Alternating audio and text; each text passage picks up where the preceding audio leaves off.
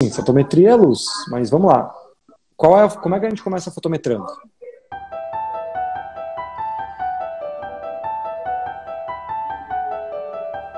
Primeira coisa que você tem que fazer é seguir a minha teoria, que é fotometrar. Qual é que é a minha teoria de fotometria? Você lembra? Começar pelo ISO. Quer Ah, ver? tá. Isso. Triângulo de exposição. Fotometria, triângulo de exposição. O que a gente faz primeiro? O ISO. Então a gente chegou nesse local dessa festinha e a gente define qual é o ISO que a gente vai usar. E o ISO que você vai usar vai depender de qual câmera que você tem e quão claro ou escuro está nesse ambiente. Então você definiu o ISO. A minha sugestão é que você defina sempre o menor ISO possível. Possível. Isso não quer dizer que vai botar ISO 100 ou 200. Se está escuro, você vai usar ISO, sei lá, 400, 800, 1600, dependendo da sua câmera. Feito? Vamos para o segundo passo, que é a abertura. Também vai depender de duas coisas. Quanta luz tem? Se você precisa de mais luz, é importante você não fechar muito a abertura. E também se você quer ter mais desfoque ou menos desfoque no fundo, mais profundidade de campo ou menos profundidade de campo. Você vai definir a abertura também baseado nesses dois elementos e mais em qual a lente que você tem. Qual é que é a câmera e a lente que você tem? Eu tenho uma Canon T7 Tá? e 50 mm. Perfeito. Então vamos lá. Até mais ou menos que ISO você usou nessa festinha? Ah, com o flash, acho que eu fico ali nos 400, Tá por bom. E aí. por que cargas d'água o ISO muda se você usa ou não flash? Aí tá o problema. Porque você deve ter ouvido alguém dizer assim, já que você vai usar com flash, você pode baixar o ISO. Porque aí as pessoas elas têm um grande problema nos fotógrafos, é que quando eles começam a usar o flash, eles acham que o flash vai salvar tudo. E o flash faz exatamente essa luz que você não tá gostando, que você disse assim, essa luz não tá legal. Então, o que acontece? Essa é a luz do flash. E não tô dizendo que o flash não é legal. Mas o flash, ele não consegue fazer toda a luz sozinha. A gente tem que aprender a usar o flash como um complemento e não como uma luz principal, na minha opinião. A gente continua usando o ISO como você usaria se você não usasse o flash. Você usa o mesmo ISO. Então vamos contar. Que ISO você usaria se você não estivesse usando flash? Mais baixo. Mais baixo quanto? Bom, como o ambiente estava um pouco mais, né, escuro e eu teria que pôr uma velocidade assim, considerável por questões de ser um evento, ter movimento, eu jogaria um pouco mais 800 por ali para compensar a velocidade. Tá bom, eu jogaria um pouquinho mais para cima, tá, na sua câmera, mas eu também não testei na sua câmera, então eu não sei exatamente até onde pode ir. Mas eu Uhum. usaria, sei lá, 1000 e pouquinho, 1250, 1600, dependendo, mais ou menos isso, tá? Para quê? Para deixar o seu sensor com uma sensibilidade boa e mas vai granular muito. Cara, se você não errar a fotometria, não vai granular. Muitas pessoas fazem o quê? Botam o ISO 400, erram a fotometria, depois tem que clarear ou tem que escurecer e aí vem mais grão do que usando o ISO mais alto. Essa parada do ISO frita a cabeça de muita gente. 1600 de ISO. Beleza? Vamos tentar limitar isso, né? Beleza. Dito isso, eu botaria uma abertura, sei lá, se você tem uma 50.8, eu botaria uma abertura de 2.2 ou 2.8. 2.5. 2.2, 2.5, é o que eu colocaria. E aí sobrevivia o quê? Sobrevivia uma velocidade aí de, sei lá, 160 mais ou menos. É o que eu faria, tá? Pra gente começar a startar. Eu começaria, tipo, isso aqui é o que eu imagino para fotometrar aqui dentro. Antes de apertar no botão. Isso é uma coisa que a Uhum. gente tem que pensar. Tipo assim, cara, aqui dentro ISO tal, abertura tal, velocidade tal. Eu já tenho uma noção. É assim que a gente treina a fotometria. A gente já treina antes. A gente não fica, faz e testa, faz e testa. Não, a gente pensa e testa. Então, isso eu aposto que já traria uma luz muito boa para sua fotografia. Uma luz, ia trazer uma luz interessante. Depois que você definiu essa sua fotometria, que está muito próxima de não precisar de flash, mas ainda precisa de flash, é aí que eu coloco o flash na minha câmera e ligo ele, normalmente eu, em TTL. Eu vou ligar ele em TTL. Aí, a partir daí, nós temos duas outras possibilidades. Como é que você vai usar o seu flash? Rebatendo ele, como eu gosto de ensinar aqui, rebater 45 graus para trás, 45 graus para o lado. Ou, se você tem um Mag Mode, você pode estar usando ele para cima de forma difusa, né? Então, você não rebate nas paredes e sim deixa mais difuso para ir na frente das pessoas direto. O que você tem costumado usar? Eu acabei treinando um pouco dos dois, tanto que eu fiz um batizado recentemente, eu usei somente rebatido. A diferença é que o salão estava de dia, tinha uma luz melhorzinha e tal. né? E falei, não, acho que naquele aniversário eu tive um pouco de dificuldade com o difusor, vamos testar sem ele agora. Não dá para treinar na hora da competição. Lembra que eu sempre falo isso, Gabriel? Não pode deixar para treinar lá no aniversário, brother.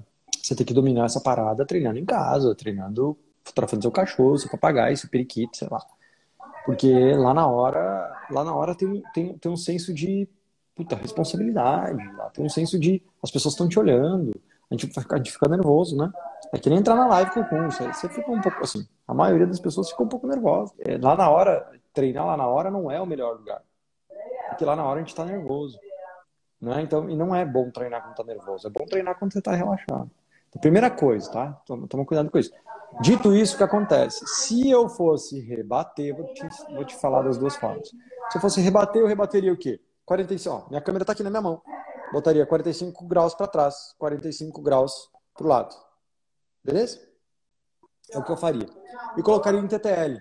O TTL eu colocaria em menos 3 pontos. Não sei se você sabe, você pode botar menos 3 pontos no seu flash de TTL. Ou seja, se tiver no zero o TTL da sua câmera, ela vai disparar a quantidade de flash, a potência do flash, ao que ela acha legal, o que ela acha que é importante, o que ela acha que é essencial para deixar o fotômetro no meio. Tá? É o que ela vai fazer. Eu mesmo assim boto no mínimo. Por quê? Porque eu quero usar o mínimo de flash possível e quero usar o máximo de luz natural possível. Mesmo que eu precise usar o flash porque a luz natural não é o suficiente, eu quero mesmo assim ainda usar o mínimo de luz, o mínimo de máximo de luz ambiente e o mínimo de luz do flash. Então eu reduzo ele para o mínimo de potência. E aí eu testo. Ah, preciso um pouco mais. Aí eu vou aumentando um pouquinho a compensação do TTL. Na verdade, não é nem aumentar, eu reduzo um pouco, né? Estava em menos 3, vou em menos 2, vou em menos 1, vou em 0 se precisar. E se eu precisar, o que é muito raro, eu vou em mais 1, vou mais 2, vou mais 3 de TTL. Tá? Então é isso. Quando você usar o seu difusor, é a mesma coisa. Você vai usar o difusor. O que eu recomendo no difusor? Não colocar ele como naja, de frente. Eu gosto de fazer o quê? Bota o flash para cima, coloca o difusor aqui na frente, talvez pode até virar um pouquinho dele para frente, para ele pegar um pouquinho mais de luz nas pessoas. Mas o que acontece? O flash assim reto, mesmo no menos 3, ainda fica muito forte o flash, né? Em TTL normalmente. Então eu boto ele para cima para quê? Ele não bate na parede e volta. Ele vai aqui e ele abre, sai bastante luz para os lados. Quando sai bastante luz para os lados, sai para frente. E essa luzinha para frente é que vai iluminando somente o necessário, somente aquilo que eu quero. Tá? Então, mesma coisa. Boto o flash para cima, coloco o mag mode ali e coloco em menos 3 de potência. E aí, se eu preciso mais, eu vou subindo. Então, eu sempre começo, ó. Teoria do Kunz é o seguinte: eu trago o máximo de luz do ambiente possível, ISO, abertura, velocidade, sempre nessa ordem, né, que é a ordem que eu ensino, e boto o flash no mínimo possível. E aí eu vou equilibrando isso tudo. Então, primeiro o máximo de luz possível do ambiente, o mínimo de flash possível, e aí eu equilibro isso. É assim que eu costumo começar a fotometrar na hora de fazer fotografias com flash. Isso faz o quê? Faz com que eu consiga utilizar o flash somente o necessário. E aí vai evitar dessa luz que você estava reclamando, que dá aquela luz de sombra, fica aquele brilho na testa da pessoa. Se a pessoa estiver suada, ou se a maquiagem, se a maquiagem da mulher for vagabunda, tem aquelas maquiagem meio vagabunda, sabe? Cara, fica um brilho danado. Então, assim, é bom você usar o mínimo de flash possível nesses casos, tá? Então, é isso que eu faria e é isso que eu te recomendo, tá? Sempre usar o mínimo do flash possível vai deixar a sua fotografia um pouco mais interessante, na minha opinião, né? Do meu ponto de vista. Faz Não, sentido? então, em relação a essa luz chapada, esse fundo assim, tem então mais a ver com a fotometria mesmo, não com a potência do flash. É que a fotometria e a potência do flash, elas têm tudo a ver. É. Porque se a fotometria estiver muito escura, você vai ter que botar mais flash. Se a fotometria estiver mais clara, você vai botar menos flash. Você está entendendo que o flash depende da fotometria? E é isso que a maioria não se dá conta. A maioria bota o flash em cima da câmera e acha que não precisa mais olhar para o fotômetro. Nossa senhora, se cada fotógrafo que pensasse assim morresse um panda, não tinha mais panda. Não, até que eu lembro de você falar que a abertura compensa a luz do flash, né? E a velocidade compensa a luz natural. Né? Eu só não consegui corrigir isso lá na hora. Exato. Por isso que eu estou te passando esse passo a passo para você memorizar isso. Primeiro ISO, depois abertura, depois velocidade. Fechou? Agora você liga o flash, bota o mínimo no flash possível. E aí você vai começar, então, a equilibrar a luz que você precisa do flash. Então, esse é o lance, cara. É simples. Só que na hora do vamos ver, eu sei que não, é que nem você fazer uma conta da raiz quadrada. Sei lá, depois que você sabe é fácil. Você diz, porra, é só pegar isso aqui, raiz quadrada. Eu não faço ideia como é que é, mas é raiz quadrada, blá, blá, blá, blá. É fácil. Só que até que a gente não decora, não memoriza o passo a passo, é um saco. Porque a gente não consegue, não consegue fazer. Então, assim, cara, isso aqui é muito louco, sabe por quê, Gabriel? É porque isso aqui é muito básico e muito avançado ao mesmo tempo. Por que é básico? Porque, não tem como fotografar sem saber fotometrar. Só que, por que é avançado? Porque a maioria das pessoas que começou a fotografar, dos fotógrafos que começaram a fotografar, eles não dominaram o básico. Eles começaram na tentativa e no erro. Tentativa e erro. Eu também comecei na tentativa e no erro. Tentativa e erro, vai, tenta, erra, faz de novo, treina, vai de novo, erra, faz de novo. E assim a gente vai indo entre trancos e barrancos, vai fazendo. Né? Eu comecei assim também. Tá tudo bem. Só que o que acontece? Por que é avançado? Porque quando você chega no nível de fotografia onde você não aceita mais fazer igual a todo mundo, onde você não aceita mais fazer uma luz como essa que você não está aceitando, é aí que a gente tem que fazer o quê? Entrar no modo avançado. E o que é o modo avançado na fotografia? É voltar para o básico. É aprender o básico com certeza, com clareza, sabe? Porque a gente deveria aprender isso no início, mas é avançado, porque 99% de nós, fotógrafos, não aprendeu isso da forma certa ainda ou não memorizou da forma certa ainda. E você só vai memorizar isso, sabe por quê? E quando e por quê? Agora, porque você precisa usar o flash. Antes de usar o flash, não fazia sentido isso tudo para você. E isso é o legal. Porque a gente vai crescendo, evoluindo, tendo novas dificuldades, e a gente tem que lembrar de coisas que a gente aprendeu, mas na época a gente não precisava. Por quê? Porque a gente não fazia aquilo. Você não usava flash, então você não precisava aprender sobre isso. Agora você precisa. Exatamente o que eu fazia. Eu tinha medo de flash, qualquer coisa sobre flash, falei, não tenho flash agora, não vou me preocupar com isso agora. Exato. Ó, e não tá errado, tá? Não tá errado também. Não vou... A gente tem que se preocupar com o que a gente precisa se preocupar. Agora, você tá certo. Agora você tem que se preocupar com isso. Agora você tá com flash aí, agora você tem que se preocupar. Tá bom? Tanto que esse passo a passo nesse batizado, até que foi mais ou menos assim, né? Eu, sem o flash ali, o fotometria, dá para fazer sem flash e tal. Só que eu quis pôr a velocidade um pouco mais alta, né? Porque criança fica ali mexendo e tal. E coloquei o flash mais fraquinho, rebate 45 graus, deu uma luz bacana. Já foi uma experiência, assim, desse passo a passo. Total. Boa. É isso aí. E só para a questão às vezes eu achar que tá um pouco quente, a foto tem a ver com balanço de branco, por exemplo? Tem tudo a ver com o balanço de branco. Por que eu você sempre acha que tá deixo muito no quente? automático, assim. Principalmente a pele, Tá, mas que vamos depois lá. na edição tem que corrigir. E Às tem a vezes ver com... acontece mais quando eu uso flash. Então tá. Alguma coisa errada. Você tem algum difusor no Magmode? Veio com alguma... Você comprou aquelas gelatinazinhas com o Magmode? Não. Não tem nenhuma gelatina em cima do seu flash? Não tem nenhuma gelatina com cor no seu flash? Você comprou só o negócio redondo, aquele e o encaixe. Sim. Isso? Tá. Cara, é estranho, né? Tá, é estranho. Por quê? Porque normalmente o balanço de branco é automático e não fica quente, não. Ele fica mais ou menos certo. Tá? Mas você tem que olhar se tá em automático mesmo. E número 2, ver se no automático você não mudou. Por quê? Lá dentro do automático, você pode entrar no automático você pode entrar no balanço de branco da sua câmera, colocar em automático e entrar em mais uma função dele que você coloca assim, esse é o automático, mas eu quero que câmera, o seu automático seja mais quente ou eu quero que sua câmera seja mais fria. Então você pode Ah, ajustar tá. isso. Então, talvez você tenha esquentado no automático sem querer, ou por querer, testando e fuçando e tal. Eu, inclusive, tenho isso. Eu gosto mais quente, né? Então, eu esquento o meu balanço de branco. Então, deixo ele bem mais quente, tá? Então, pode ser que você tenha feito isso. Não, eu vou dar uma olhada lá depois, então. Então, dá uma olhada. Então, sim, é isso. E, cara, sim, o balanço de branco, você vai ter que fazer um ajuste na pós. Não tem jeito, não tem Uhum. como. Por quê? Porque o balanço de branco é algo muito sensível.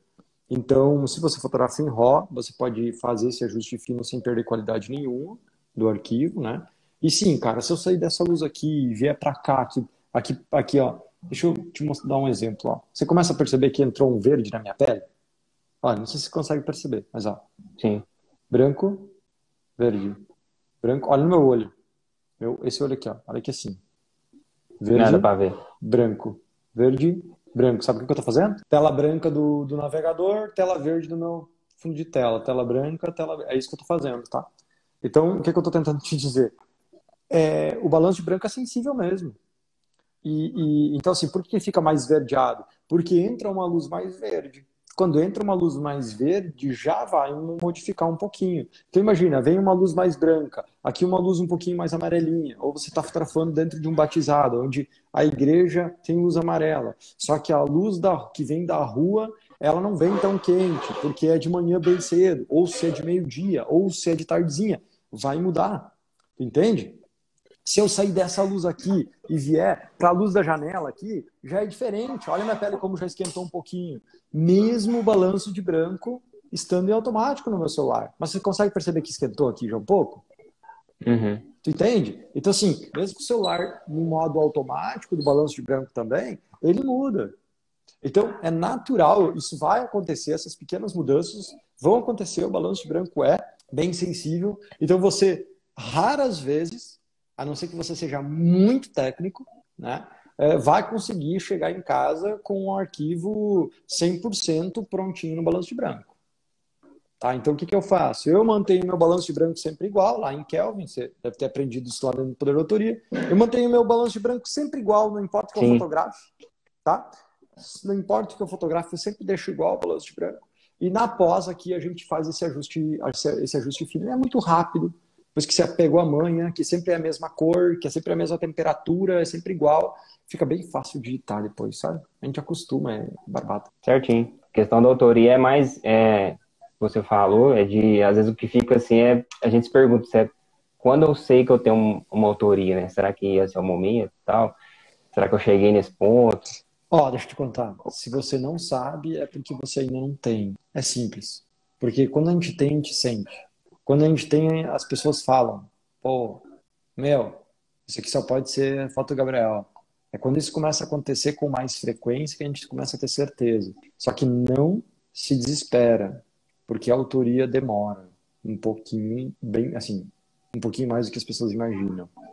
Porque a gente é artista, né? Não é assim fácil mudar um negócio e fazer todo mundo ficar muito bom e criar sua autoria. É difícil, tá? Por isso que eu ensino isso. Porque se fosse fácil, eu não teria paciência para ensinar. Sacou? Eu quero botar a galera num nível mais ferrado.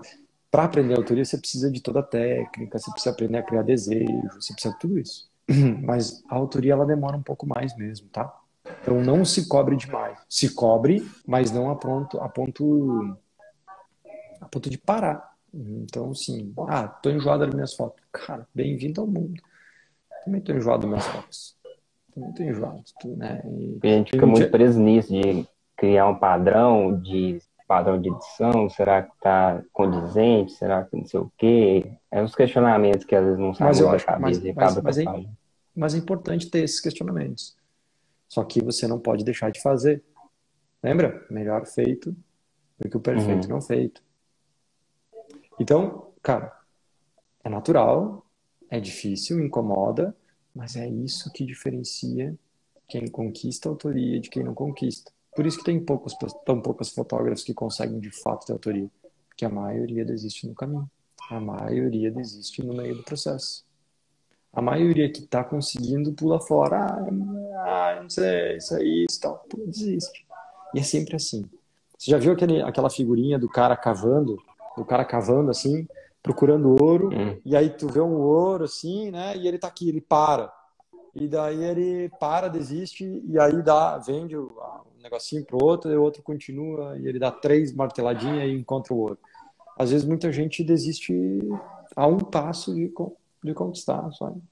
E eu vou te dizer outra coisa, não tem... Você acha que eu tenho autoria? Com certeza. Total. Você acha que eu cheguei no 100% da minha autoria? Acho que 100% é muito difícil, né, da gente chegar. Exato.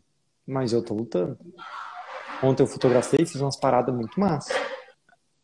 Então, eu tô sempre... Por quê? Por que minha autoria muda? Porque eu mudo. Se eu mudo, minha autoria muda. Se eu evoluo, minha autoria evolui. Se eu melhoro, minha autoria melhora. Entendeu? A autoria não é algo parado, não é estático. Não é você tem, agora você tem, você tá abençoado pela autoria, você conquistou. Não é, a autoria não é que nem carro.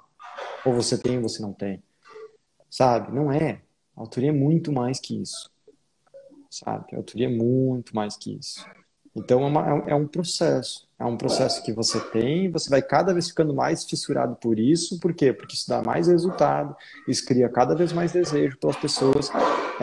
É muito louco. Ontem eu fiz um ensaio de um casal que eu tinha feito o casamento em 2017 ou 2018, se eu não me engano.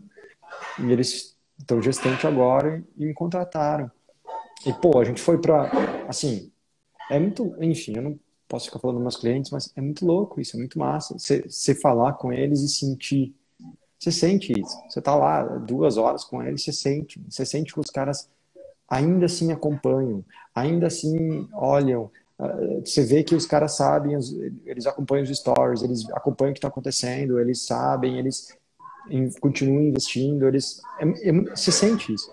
E é muito massa, entendeu? Porque, assim, não é todo mundo que me contrata para fazer um ensaio de gestante depois que casa. Meu ensaio de gestante, perto dos ensaios de gestante dos centenas de fotógrafos bons que a gente tem aqui na região, é muito mais caro. Mas é muito, tu entende? Eu ouso dizer que talvez seja 10 vezes mais caro do que a média.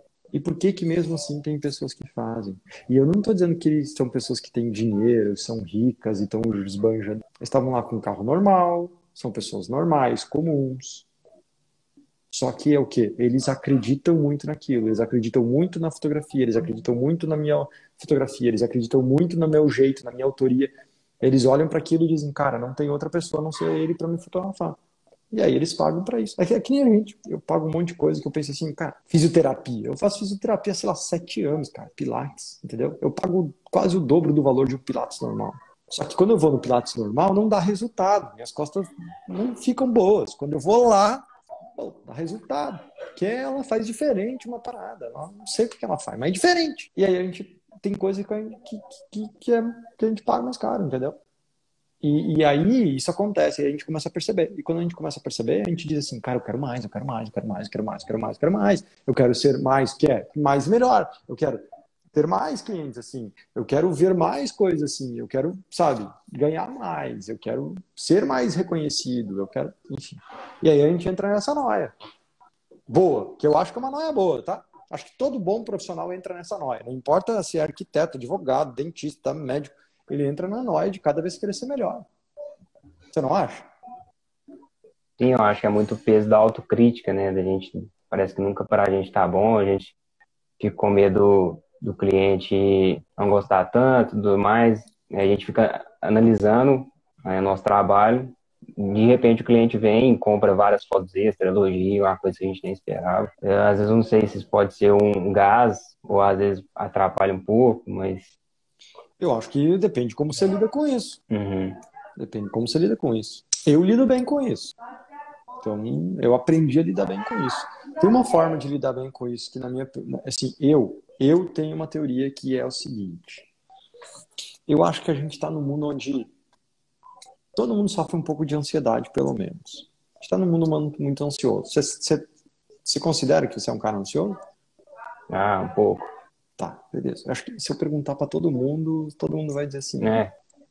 pô, um pouco eu sou ansioso. Tem gente que é bastante, tem gente que é pouco, tem gente que é mais ou menos. Enfim, eu considero que sou um pouco também, tá? Então, o que acontece? Eu acho que a gente está vivendo num mundo onde a gente pensa muito e faz pouco. A gente está num mundo onde eu tô te questionando aqui. Uma galera, sabe? A internet te questiona o tempo todo. Tu entende? Então, o fato é que tá todo mundo questionando, todo mundo fazendo essas paradas, e a gente começa a pensar demais. E eu não tô dizendo que pensar é ruim. Eu só acho que pensar demais não é tão bom. A gente tem que fazer mais e pensar menos. Isso significa o quê? Uma coisa que me ajudou muito foi ter muito trabalho. Tem muito trabalho, mas muito trabalho. Fotografar, fotografar, fotografar, fotografar, fotografar, fotografar, fotografar, fotografar. Porque eu não tinha tempo de pensar. Eu não tinha tempo de ficar ocioso. Será que o meu cliente vai gostar? Será que... Cara, eu não tenho que pensar, será que ele vai gostar? Eu já fiz o trabalho, já está editado, está entregue. Não cabe mais a mim pensar se ele vai gostar ou não. Eu tenho que esperar ele dar o feedback e perguntar para ele o feedback. Eu não tenho que ficar pensando, será que ele vai gostar? Cara, enquanto eu estou pensando, será que eu vou gostar? Eu já estou editando o próximo trabalho, já estou falando com o próximo cliente, já estou organizando o próximo ensaio. E aí o que acontece? A gente começa a ter tanto trabalho que a gente para de ficar ocioso. Tem uma frase que diz, né? Cabeça vazia, eu não lembro como é que é a frase, mas é tipo, mente vazia, oficina do diabo. Me falavam isso quando eu era Uhum. criança, uma coisa assim. Tipo assim, se você não quer ter problema com o adolescente, faça ele fazer alguma coisa. Não deixe ele o dia todo sem fazer nada em casa, que ele vai...